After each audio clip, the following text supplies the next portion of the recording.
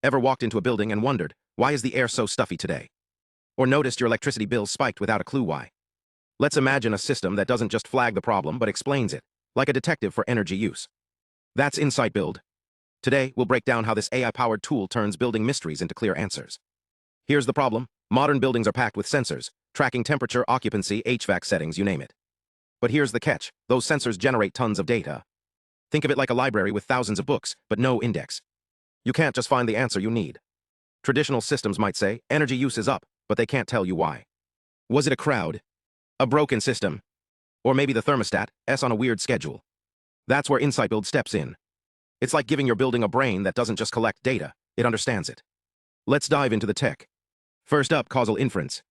This isn't just about spotting patterns, it's about figuring out cause and effect. Imagine you're solving a puzzle where some pieces are fake. Causal inference acts like a filter, separating real clues from red herrings. For example, if energy use spikes, the system asks, does the temperature rise cause the spike, or is it the other way around? It employs techniques like Granger causality, which essentially determines if one data stream can predict another. If temperature changes before energy use goes up, it's a clue. But if they're just random fluctuations, it ignores them. But here's the real twist. Once it finds the real causes, it hands them off to a large language model, like the AI that writes essays or answers questions. But this isn't just any AI.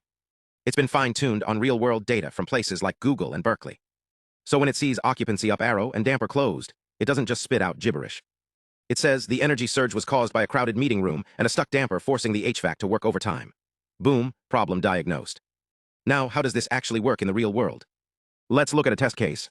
In Google Building B, the system noticed a 35% energy spike. Instead of a vague alert, it delivered a clear explanation. The chiller ran harder because more people were in the zone, raising the temperature.